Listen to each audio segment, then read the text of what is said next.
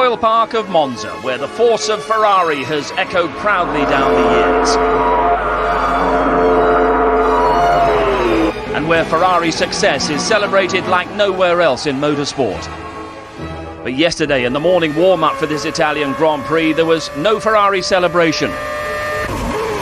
Kimi Raikkonen's error was the start of a day of Ferrari frustration. He would qualify only 5th, Massa 3rd, and to make matters worse, it was an all-McLaren front row.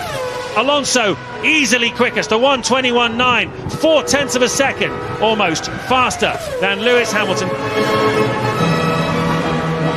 Alonso on pole, Lewis Hamilton alongside. Not exactly what Monza wanted for this Italian Grand Prix, but a huge boost for McLaren at a very difficult time for the team. So welcome to the Italian Grand Prix at Monza, round 13 of the Formula One World Championship, against a background of the continuing spying scandal. A World Motorsport Council meeting in Paris next Thursday could affect McLaren's involvement in the championship. We've now apparently also got an Italian police investigation into McLaren's supposed spying activities against Ferrari. But amidst all of this, yesterday Fernando Alonso and Lewis Hamilton made it an all-McLaren front row for this Italian Grand Prix right here in Ferrari heartland. And Mark Blundell, that was a very sweet moment for the team. Very sweet indeed, and right in the backyard of Ferrari. But at this moment in time, no proceedings taking place against McLaren. Italian authorities have made contact, but no charges. Yeah, it was a bit of a cheap shot for the Italian police to make their investigation known just before qualifying started yesterday. Did a bit of psychology, I think, and trying to play up for Ferrari, but didn't come across very well. McLaren still locked out that front row. OK, and now build up to this Italian Grand Prix. We'll be getting the thoughts of the Formula One Supremo Bernie Ecclestone on everything that's going on, and also from Lewis Hamilton on the damage that this could be doing to his team and to his own World Championship prospects. I could have what I've worked for and what the team has all worked for. We could have it taken away from us, and when you really think about that, it thinks, wow, I could be out of a job next weekend. And in support of Ferrari, we'll celebrate their last 60 years, the glory and the glamour the team has brought and continues to bring to Formula One. But having said that, the current situation off the track is hardly the finest hour for Ferrari, for McLaren and for Formula One in general. Ted Kravitz can outline now how this whole spying scandal has escalated. The espionage scandal has 3 sides. Ferrari, led by Jean Todt, who feel hard done by after a load of their secrets ended up in the hands of McLaren's chief designer, and are aggrieved that McLaren weren't penalised by the FIA for possessing their secrets. Then there's the FIA, headed by Max Mosley, who couldn't penalise McLaren because they didn't have any hard evidence that the Woking team had used Ferrari secrets to make their own cars go faster. And finally there's McLaren and Ron Dennis, under attack, under suspicion, and now under investigation by the courts here in Italy. The FIA will hear new evidence on Thursday that could prove McLaren benefited directly from Ferrari's secrets. They've written to all 3 McLaren drivers demanding that they hand over any emails they have that make reference to Ferrari. In return, they assure the drivers that they will not be punished. There might be nothing in these emails, but if there is, and if it can be proved that the McLaren drivers used the Ferrari data to make their own car go faster, the team is in big trouble. By effectively giving the McLaren drivers immunity, many suspect the FIA will kick McLaren out of the Constructors' Championship if they're found guilty again next week. Despite the best efforts of us reporters, Fernando Alonso's refused to answer any specific questions about his emails. But what a twist it would be if it's emails from McLaren's own drivers that provides the FIA with evidence that could cost the team so dearly. Our legal team is insistent that our position is one of staying silent until we get to the World Motorsport Council meeting on Thursday, and there we will make a very strong representation addressing the real facts of the matter.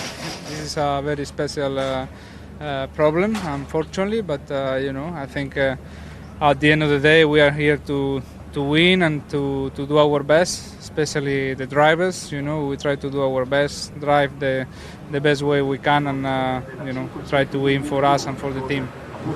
So at the moment at least it's McLaren against Ferrari and the FIA, the governing body of world motorsport. But what could or should be the role and the involvement of the Formula One boss Bernie Ecclestone, and what is his view of this whole spying situation? I talked to him this morning.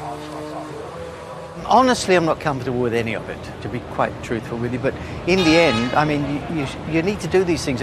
If, let's just say, for an example, somebody was found running a 3.5 litre engine, it would obviously be a big advantage.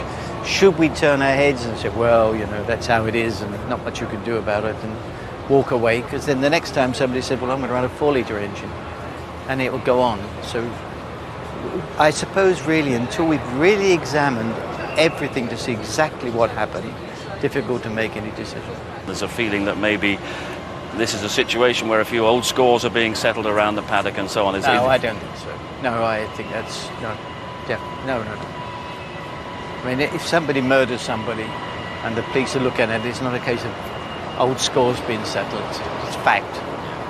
No, I think the real thing is what information was given and was it used to an advantage. I think that's basically what we have to look at. What is your understanding of events overnight? Do you know any more? No, I mean, I can understand the Italian police with the Ferrari, the guy from Ferrari. I can understand them investigating that. That was apparently theft, apparently.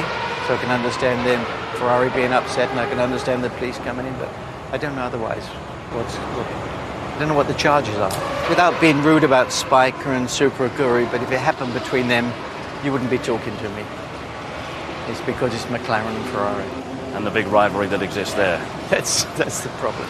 No, I feel terribly sorry for the drivers, you know, especially Lewis in particular. Not because I'm English and you're English and we're talking on ITV, but I think, you know, I feel sorry for him being dragged into it. Yeah. So if there is a message for Lewis from you, is it be confident about your points total remaining intact? Keep your head down and win all the races. Bernie, that's an ideal message. Thanks very much indeed. Thank you. Can get from Bernie Ecclestone was any sort of assurance that Lewis or Fernando Alonso wouldn't be hit with a points penalty. But Hamilton, World Championship leader, we presume an innocent party in all of this, but his fantastic bid for the world title could be jeopardised or even destroyed by any penalties imposed. Here's his distant view of what's going on. Yeah, I mean, it's not something I need to really focus on, to be honest. And as I said, when I came here, I got a call from Ron telling me what's going on, and sort of, what are you talking about, Ron? And then eventually he filled me in, but it's not something I have to focus on. I'm leading the World Championship. I've got to focus on my job, and it's for him and for all the other people that are outside trying to figure out exactly what we need to do to basically keep ourselves here. But I suppose the concern is for you and everyone who has enjoyed what you've achieved so far this year is that this will have a damaging effect on your points total that you're accumulating for the World Championship title and everything. Absolutely. I think if you really sit down and think about it, I could have what I've worked for and what the team has all worked for. We could have it taken away from us. And when you really think about that, it thinks, wow, I could be out of a job next weekend. And then what happens? You know, so it's just going so well, and all of a sudden you get this big knife that just cuts off your bloodline. I mean, it's a bit disappointing when you really think about it. I won't go into it because otherwise I get emotional. But, you know, I really do have such a great belief in my team. I have 100% confidence in them. And so that's why it's easy for me to just relax. But, yeah, anyway, so I'm not going to say any more. I'll drop myself. But the important thing also is that the sport survives this as well, and you brought so many new fans to the sport who don't really understand what Formula One is about deep down, and they certainly don't understand the politics. What will be your message to them? I never actually thought I'd be sitting here saying I hate something about Formula One, but the politics and people wanting to be bigger than others, and it's just incredible. I'll just say to you all that Ron has always been very, very loyal to me. He's always given me the opportunity, and he's just been such a great man to me, and I've never had any reasons to ever not believe him. And I remember when he's going through a time right now where I think some people are trying to bring him down, and right now the best thing for me is to give him support. You know, Formula One will not be the same without McLaren, and so let's just keep our fingers crossed that nothing else is going to happen. It's clearly in his mind, Mark, and it's to his credit that he doesn't seem to have been affected by the pressures of what's coming up next Thursday. Yeah, it's a huge amount of pressure really for him. He's a rookie, we have to keep remembering that, and also he's leading the World Championship. And all of this now is going on in the background, and it must have a little bit of an effect on him, but I don't think it's affecting his Sunday afternoon job, and that's the focus for him. He has to keep delivering results. And I think he says there, support Ron Dennis, support McLaren. Best way for him to do that is do it out on the track with the results. But Formula One in general should be very concerned about the potential fallout of next Thursday's meeting and everything that's going on with this situation. It's a big thing in the paddock at the minute. There's a lot of people looking at this and saying, this is all starting to get a little bit personal, and we're starting to sort of worry that it's all getting pointed towards one person and one person only. Saying that, I think it's tarnishing Formula One as well. We've got a great championship going on, the best we've seen in over 10 years, and we've got all this in the background, and it's not really giving a good impression. OK, we will return to the subject, no doubt, at Spa next weekend, and so McLaren certainly have a big battle on their hands in Paris on Thursday. But yesterday in qualifying, they were victorious, and James Allen can reflect now on all the details of qualifying yesterday. David Coulthard was in trouble again in the first part of qualifying. His gearbox locked up and he's 20th on the grid. Anthony Davidson, meanwhile, again outshone teammate Takuma Sato to grab 14th spot. It was the best showing of the season so far for the two Hondas. Jenson Button solidly in the top 10, teammate Barrichello not far behind him. The Ferraris are no match from the McLaren around here up over the curbs, which are a key part of the Monza landscape. Massa a distant third, half a second off the pole, and Kimi Raikkonen stuck behind the BMW of Nick Heidfeld. But he does have a good excuse. He suffered this massive accident in morning practice. It was an in-house battle then for pole between the two McLarens. Alonso seemed to have an answer to everything that Lewis Hamilton threw at him. And just look at this. Look how hooked up he is through the parabolica. Only Alonso's second pole of the season then after Monaco, but what a special one. It's always good to be on pole position. I had a lot of second places this year, and now to be in pole is a good start of the race. But we cannot forget that the race is tomorrow, so it's just a good start of the weekend. The lap wasn't too bad, but I think the settings we had and some of the setup wasn't perfect, and that's just the way it goes. Sometimes you get it spot on, sometimes you don't. And as you can see, it was extremely close. And Fernando did obviously a great job with his lap. And I'm a bit surprised by the big gap that we have to Ferrari, but I don't think that they're actually half a second slower than us. I think it's just perhaps strategy. They're on some different strategy to us. Today was difficult, so I think I did the best I could. And let's try to have maybe a better race tomorrow. Let's try to recover something that maybe we couldn't do today. So let's take a look at the grid then. Alonso on pole position for the 17th time in his career. Hamilton his 9th front row start this season. He's averaging 7 points a race. To row 2, Massa, is he carrying more fuel or the Ferrari's just not fast around here? Heidfeld another solid job ahead of Raikkonen, who's on the back foot after that accident. Kubica is carrying plenty of fuel in his BMW. Kovalainen gets ahead of Rosberg on row 4. Through to row 5, Jarno Trulli and Jenson Button into the top 10, and very pleased about that too. Webber is 11th, Barrichello is 12th for Honda. Then it's Wirtz and Anthony Davidson, again punching well and truly above his weight, in 14th. Fisichella very frustrated with being blocked by Barrichello. Vettel outqualifies teammate Liuzzi. Row 9, Takuma Sato, and for the 5th time this season, Ralf Schumacher is in the cheap seats. It's Liuzzi and Coulthard on row 10. Coulthard had a gearbox problem. At the back, the new spiker isn't quite fast enough yet. Sutil ahead of Yamamoto. So an all-McLaren front row, and recent history has told us that it's very difficult to win this Italian Grand Prix from anywhere but the front row.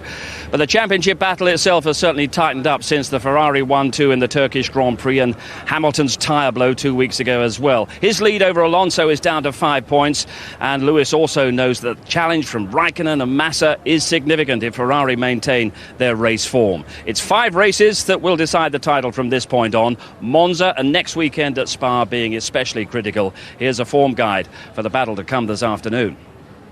On Thursday, Kimi Raikkonen emphasised the importance of a flawless performance this weekend. For sure, one big mistake gonna take you out of the championship. So we try to do everything right. Those words would come back to haunt him. Kimi had a huge shunt in practice yesterday, which put him on the back foot for qualifying. I just looked the rear brakes and unfortunately it turned right and not left. So once it turned right, I couldn't do anything. I don't think that's going to hurt us too much. So McLaren has been very fast all weekend, but we see how we can race them in the race. That sentiment was echoed by his teammate. Felipe Massa had a trouble-free day, but was still eclipsed by the McLarens in qualifying. When we see, two silver cars in the front, is always not fantastic. So the race is different. The race, many things can count. I think we have a good strategy for the race, but let's see if we can gain some opportunity, maybe in the start, maybe whatever, and let's try to do the best we can. The start could be crucial. Last time out in Turkey, both McLarens were slow off the line, and it compromised their whole afternoon. I think we should be a lot stronger on the starts tomorrow, so keep fingers crossed we don't get overtaken by the Ferraris again. We know what happened in Turkey, and we come back to the strategy that we had 2 races ago in terms of a start, and we think that we went through that problem. They've certainly had no problems dialing the McLaren into the ultra-low downforce Monza track, and the car's superior handling over the curbs seemed to have given both drivers an advantage. I'm not surprised how quick we are, mainly because the team have been working extremely hard and done a great job and made a good step forward. And I think whether Ferrari have made a step forward or not, I don't know, but it's good to be ahead of them, especially after the last race. It'll take some interesting tactics from Ferrari today to claim the win, but whichever way it goes, it'll be a victory to savour. None of the 4 championship contenders has ever won a Grand Prix at this revered Monza circuit. I don't have great memories from Monza last year, so to be here and to have this perfect weekend so far for me, is much better. But the race is very long here. We saw many different problems in the cars here in Monza, with tires, with gearboxes, with engines, etc. That tomorrow will be a different history. To come here and on Ferrari's turf, get a 1-2 in qualifying, and so we just need to make sure we try and bring it home same positions tomorrow, or similar positions. But what they have to do to turn those front row positions into a 1-2 finish is to get off the start line a lot better than they did in Turkey. How would the team have been working to resolve that problem? They've analysed that start from Turkey, and obviously it was slow. Both Ferraris beat them away there cleanly. It's a software process, Steve, really, and they're probably going to track back over the season and see whether they've got something a little bit more efficient and a bit more effective, and something what the drivers have been happy with. But I think also Turkey, they may be carrying a bit more fuel. I'm sure here there's a bit lighter load of fuel on board the McLarens, and that will be an advantage going off the start line. Ferrari beaten fair and square in qualifying yesterday. Might they have some surprise tactic up their sleeve this afternoon? The only surprise I can think they have is that they've got their extra fuel on board, and they've got the consistency and the pace to eat away while the McLarens are in the pit, and that's what we've got to wait for this first stage of the race. I think everybody down the pit lane is trying to work out the big advantage McLaren have got, and some 4 or 5 tenths of a second. OK, we'll take a break, and then we'll be joining the Ferrari fan club. We'll be celebrating all the great and the good things that they've brought to this sport over the course of the last 60 years.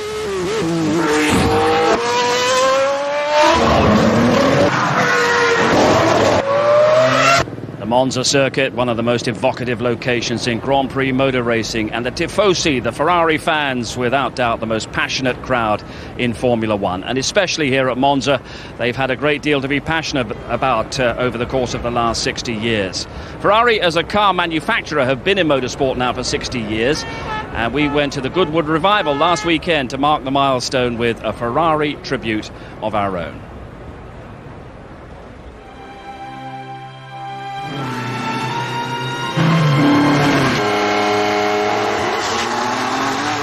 It's kind of somehow different than any other team in Formula One. I mean, to be a Formula One driver is fantastic. To be a Formula One Ferrari driver is even better.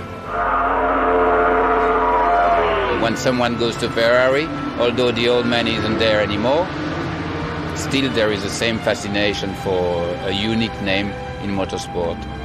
In 1947, Enzo Ferrari reluctantly started selling road cars to fund his true passion, racing. Enzo first used the prancing horse logo in tribute to Count Francesco Baracca, a heroic Italian World War I pilot. Indeed, victory and tragedy were never far away in the life of Enzo Ferrari. Racing was very dangerous, and I think it's no fun when you have tenderness for someone to know that it's living a dangerous life, and you never know at the end of the weekend if you're still going to be there or not. He was always one step behind, and he never wanted to be too close to his drivers. Just remember the era. The era was a very dangerous one. He was a very difficult man, there's no doubt about it, but there's no doubt that he was a dictator, and if you want to get something done, boy, you need a dictator, you don't need a committee. He was very amusing, and when we used to see him, he'd like you to go along with a pretty girl, you know. They used to phone me up and say, tonight you'll have dinner with El Comandador, and I was going, oh hell, I wanted to go out with the guys, you know, in Modena. But I went out with Enzo, and he used to pick me up in his Ferrari, and he'd be there at the door at 6:15, and I'd get in the passenger seat and we'd go out to dinner. And for me, it was just such an incredible honour and the greatest memory of my life. Whatever the generation, it's universally recognised that driving a Ferrari thoroughbred in anger is a unique experience. It's history in the making. The engines were sensational. At Reims, you know, they had long straights there, and they would just scream away through the gears, and that's you never forget that sort of thing. I raced against them a lot, and you go to Le Mans, which is a race I didn't enjoy, but you know, the last thing before you just might doze off for an hour or two, you hear this damn Ferrari going, you wake up in the morning and it's still darn well going. It's not always been a fairy tale story for Ferrari in modern Formula One. Controversy has made up as much of their heritage as the 198 race wins.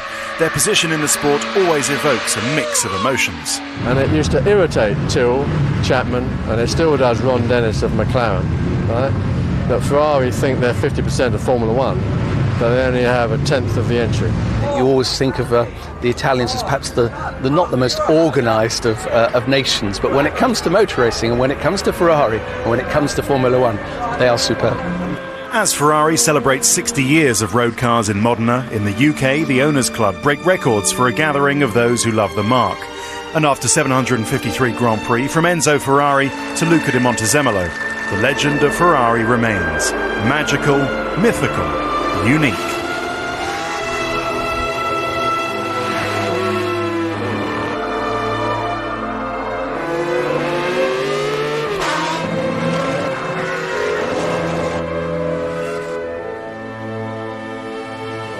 And even in this modern era, Mark, with everything that's going on, how much of a privilege is it for a driver to drive for Ferrari? It's a fantastic privilege. I mean, you know, schoolboy dream, you want to have a Ferrari, but Formula One driver, you want to drive for Ferrari, and I never got to do it. The closest I got was driving for the opposition at McLaren, but no, there's something very special. And I think it's one of the most famous names in the world, Steve, you know, the Ferrari brand. And for some reason as well, even when you're a kid, the first car you ever say is Ferrari. Don't ask me why.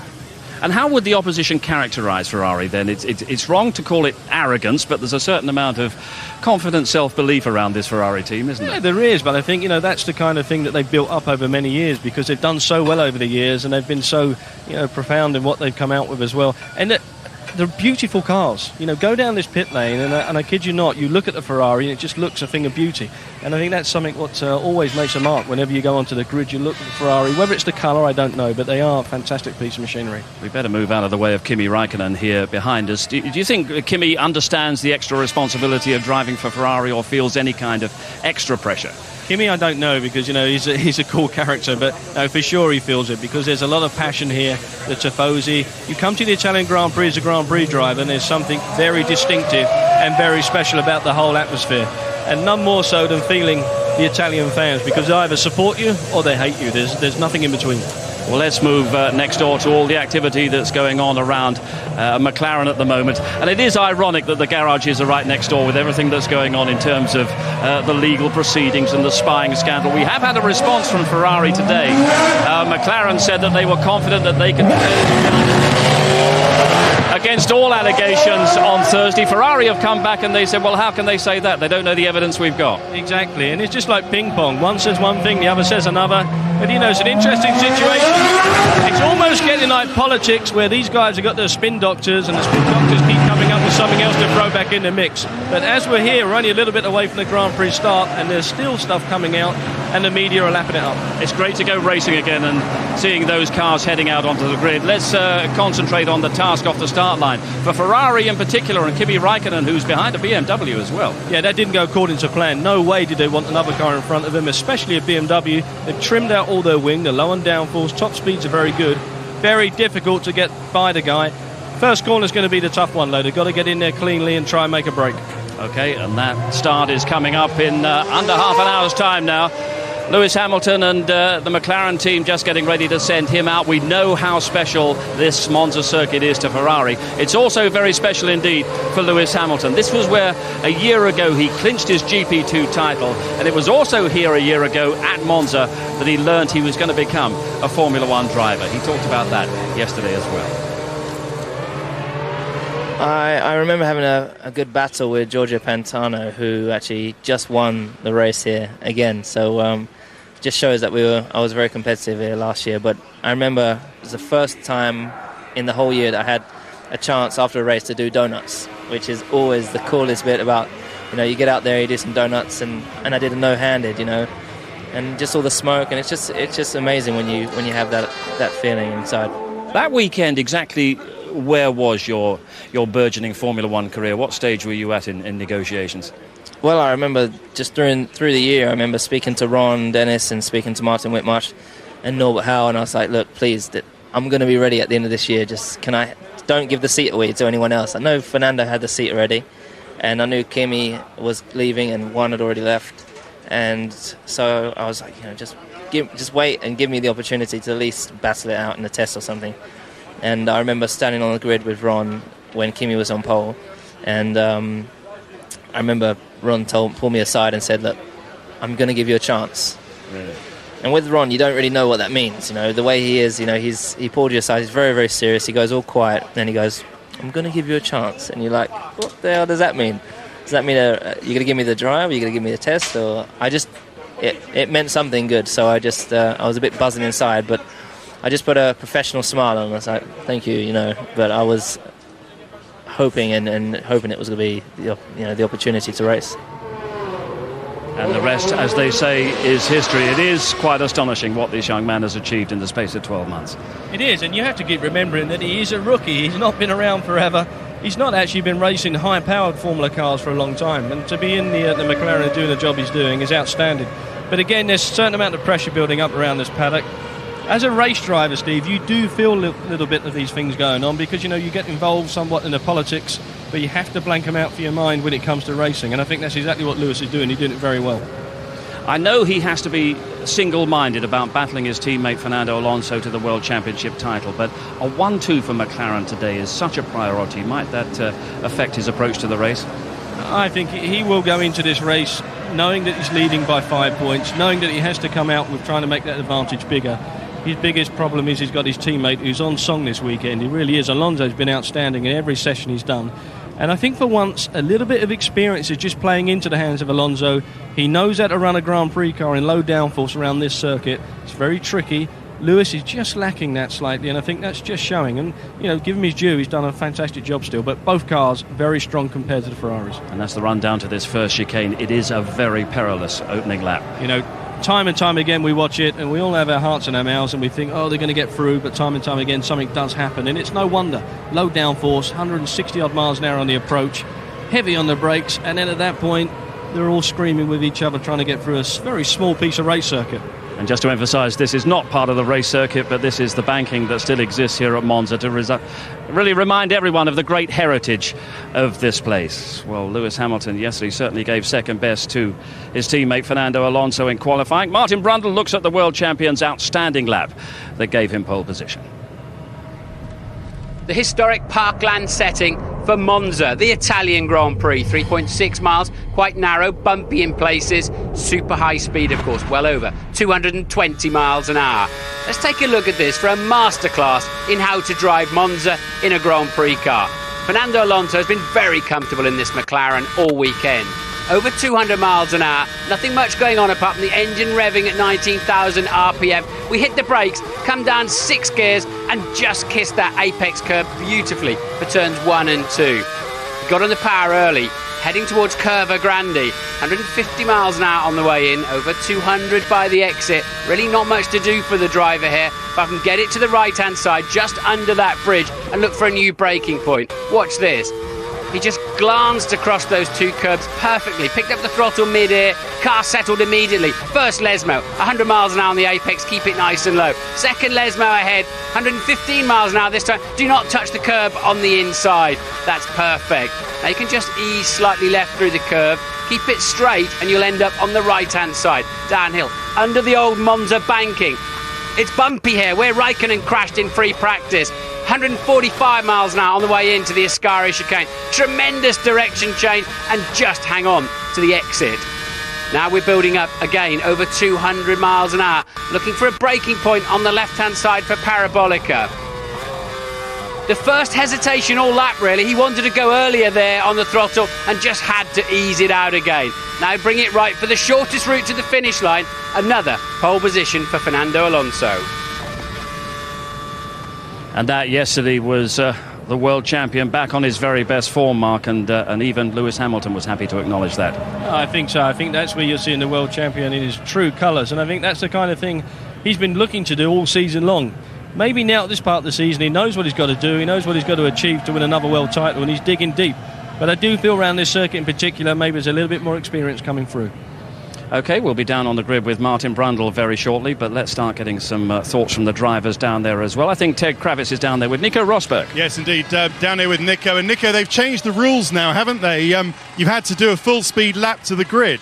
Yeah, it's probably better like that just for the safety aspect, because otherwise there's a whole bunch of guys going really slow and other people coming flat out from behind. And it's just dangerous, so it's better like that. But it was all right for you because you've got a decent amount of fuel, but for some of the top guys, I mean, they're going to lose a lap of fuel, aren't they? Too bad for them, but I don't know how. Depends how much fuel I have too. It's not very clear. Okay, got the old iPod on. Have a good race. Yes, thank you very much. And Nico Rosberg will start from row 4 in the Williams, and he's starting to show much more consistent form and the kind of form that we expected from the guy who's on his way to the grid. He'll line up on row 2 alongside Nick Heidfeld.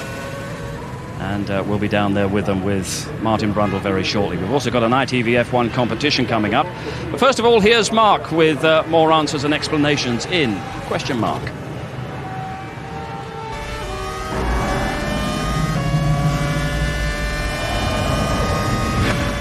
Daniel Warwood from Rugby in Warwickshire asks, how does an F1 race car compare to a road-going supercar? Well, you've all heard the name Ferrari. They make both types of car. Let's go and check out the differences. This is the Enzo Ferrari. Named after its founder, it is the company's fastest and most exclusive road car to date. Its chassis is made of carbon fibre, just like the F1 car. Both vehicles are equally exotic, but that's where the similarity ends.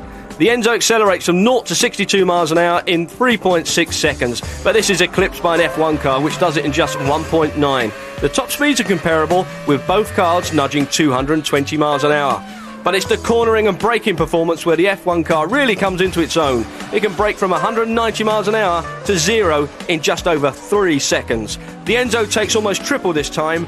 High-performance F1 tyres and aerodynamics gives the F1 Ferrari awesome levels of grip round corners, with lateral loads up to 5G. A supercar can achieve less than a third of this loading. Weighing in at 1,300 kilos, the Enzo Ferrari is over twice as heavy as a Formula 1 car, which is an impact on overall performance and limits its handling capability. List price for the Enzo Ferrari is a cool £500,000, but you'd be hard pushed to find one on the open market for less than $650,000. But whatever the case may be, it will never compare to the real thing. A reminder that the ITV F1 website has much more on the background to everything that's going on in the sport. And of course, it's also the place for the ITV F1 competition. Good luck as you go for this week's prize. This weekend, we're giving away a fantastic trip for two to Shanghai for the Chinese Grand Prix on the 7th of October. You'll have return flights and 4 nights accommodation in an executive room at the Hilton Shanghai. The hotel's set in the heart of the city's entertainment centre and is within walking distance of the main business and shopping districts. Once you get to the track, you'll also have grandstand seats to watch all the action, an official merchandise bag, plus an exclusive tour of the McLaren Mercedes garage. So to be in with a chance of winning this great prize, courtesy of Hilton Racing, here's the question from the world champion. Who was the last driver to win for McLaren the World Championship? A. Michael Schumacher. B. Jacques Villeneuve. C. Mika Häkkinen. Good luck. Nice one, Fernando. So that question again, who was the last driver to win the World Championship for McLaren? A. Michael Schumacher, B. Jacques Villeneuve, or C. Mika Häkkinen? The number to dial 0901 293 2020 or text F1 plus your answer of A, B or C to 63337. Calls cost £1 per entry from a BT landline. Calls from other networks and mobiles may be higher. Text will also cost £1 plus the standard network rate. You must be 18 or over to enter. Cable and satellite viewers can press the red button, and lines close 6 p.m. Tuesday 25th of September. Meantime, our attention is back on the grid here at Monza that's assembled ahead of this Italian Grand Prix, which is due off in under 20 minutes now. Felipe Massa on row 2 getting some final instructions. Good qualifying performance once again from Anthony Davis and also from Jenson Button, who made it through to the top 10 shootout. But Anthony will line up in the Super Aguri on row 7 and is talking to Louise. P14 on the grid, ahead of your teammate once again. It's come together quite nicely for you this weekend so far, hasn't it? Yeah, it's been pretty good, apart from the mechanical failure on the clutch we had on the Friday. It's been quite a smooth weekend, so hopefully that will continue into turn 1 and have a good race. Turn 1 is where, if it's going to kick off on the first lap, it's going to happen, isn't it? It is, yeah. I mean, I got a bit of a plan what to do, but I'm sure everyone else does as well. We all try and be careful, but it's a pretty hard challenge with cold brakes and low downforce to just brake as late as you can and get out of trouble. And what's the plan? I won't tell anyone. I'm not telling you. I don't trust you that much. Hope it goes well. Cheers. Cheers. OK, you tell us, Mark, when you start in the middle of the pack in the Italian Grand Prix, what should be your plan? The reason he's not telling you, because for the best laid plans he may have in his head, there's no way of telling what's going to go on when you get into that pack in the middle of that chicane. So, Anthony will have a plan there, but obviously when you roll down there with everybody else around you, there's no telling what can go on. It's so difficult, Steve, to try and pick a line through there. Well, Dennis, there, a man under pressure. He's had to handle consistent press inquiries. He's had to talk to lawyers through the weekend. He's had to talk to the Italian police as well. But now at last he can concentrate on the Italian Grand Prix, in which his 2 McLarens start on the front row of the grid. Fernando Alonso on pole position ahead of Lewis Hamilton. And we mentioned Jenson Button making it through to the top 10 shootout. What price a Honda breakthrough into the points today? It's quite possible. That car's very well balanced. Yes, they've had to pull the wing off the car, and the aerodynamic efficiency is not the best. We all know that. And actually, the straight line speeds are still not quite up there with a few of the other guys. But it does have a balance. I think the grip level is sensible, and I think they could actually pull a result off. OK, thanks, Mark. We can go straight down to Martin on the grid. Hello, team. Welcome to the grid. Let's see what we can find out for you today. The wonderful theatre and stage that is Monza for the Grand Prix. Let's talk about the sporting issues today. I'm fed up to death with all the politics and skullduggery. They all deserve each other as far as I'm concerned. Should be putting a barrel and rolled down a big hill. Let's see if we can Jens has just returned to the grid, talking to Andrew Shovlin, his engineer. And as soon as we can, we'll just butt in. Jensen, well done. Congratulations. Back inside the top 10. I haven't got to try and walk all the way back there to find you.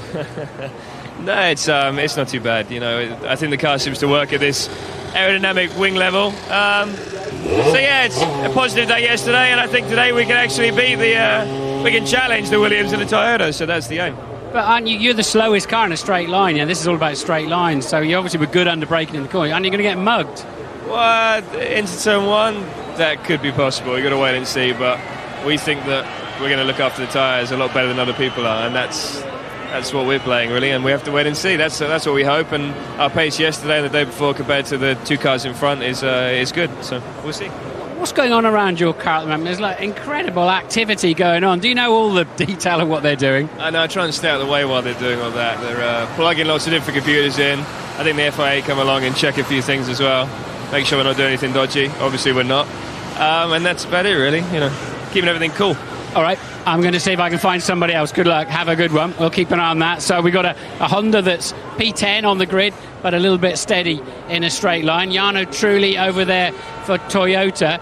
Would be fascinating to talk to him. An Italian driver, of course, but in a Japanese car. Does he get any support around here? It'd be interesting, though. If we can find him, we will. We've already spoken to Nico Rosberg. Kovalainen's car here, the top Renault on the grid. Let's see if we can have a poke in here and find anybody. Anybody seen Heikki? Right, Let's try Kubica here on the... he's just about to get ready to go out. So a quick... Robert, can we have a quick word? British TV, we're live. So, good grid position. I sense that Raikkonen could be a slightly wounded prancing horse, and he's got a sore neck from the accident. Can you attack him? Well, we'll try, of course, to go forward, but I think it will be not easy. For sure, McLaren is on different pace, and yeah, we'll try. Nick is in front of one Ferrari, so I hope with good start and good pace through all the race. Do you think the Ferraris are one stopping, short stint, one stop, or do you think they're two stopping like the McLarens? I don't know, we will see. You must have some data, you must have some excitement on it. We will see in half an hour. All right, good luck. And yeah, the BMW is really flying around here. I think we should see quite a lot of fire. It's an awful long way down to turn one, so they build up quite a head of steam.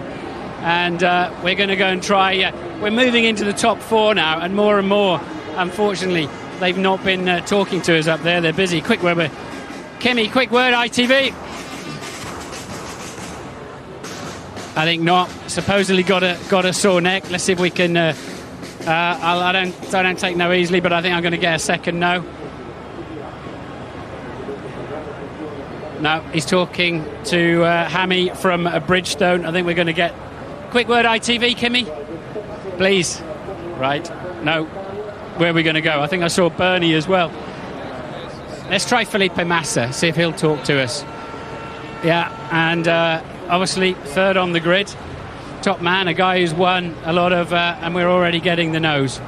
Okay, down there. So unfortunately, more and more so, the top four guys just do not want to talk. There are, I think, a good 10 cameras on the grid. John, a quick word, ITV. So the McLarens looked pretty strong yesterday. You think you have a chance to beat them on the longer runs? We will see. Definitely they've been quicker during qualifying. They did a good job, and we will try today to do a good race. I have to say that it looked like your car was just struggling a little bit. Is there maybe you got more fuel on board, but you must sense that you may be following today. Is Kimi okay with his neck and everything? Yeah, he had a tough accident, but you have been racing driver. It's things which can happen. Fortunately, so much has been done with FIA, with the team to improve safety, and that was again a reminder yesterday. And today he's fit. He was even fit yesterday for qualifying. But the car just popped up on one bump. Can't it happen again in the race for anybody? No, we know that on a very quick circuit with low downforce, it's something which can happen. But hopefully everything will be okay today. Okay, thanks for your time. Let's have a little wander around. We will just try Alonso, and I don't know how long I've got left, but we'll have a little poke up the front here and see if we can get a vibe from any of the drivers. Quick word, Lewis. One word. How's the track conditions out there? It seems hotter today than at any time. Yeah, I can feel it. I'm in this suit and all thermals and everything. I feel it. The track is hot today, but I think it's going to definitely make a difference to how people use their long runs and whether they want to go heavier or lighter on their second fuel stop. But for me, the key is the first corner, I guess. So fingers crossed. Good luck. Confident? Yeah, I feel confident. Back to you, Steve. Well done, Martin. And Martin Brundle ends up with a reward for his efforts, the ultimate prize. A thought from Lewis Hamilton about race conditions here. Bernie Ecclestone busy on the grid. What are your thoughts about the temperatures that we've got today and everything that Monza demands of the drivers? It is significantly hotter today. Over the weekend it's been a little bit cooler, and that will put some worries to the teams because they'll be having tyre data based upon slightly different track temperatures. But overall I think they should be fine. This is not the great deal of strain on the tyres around the circuit.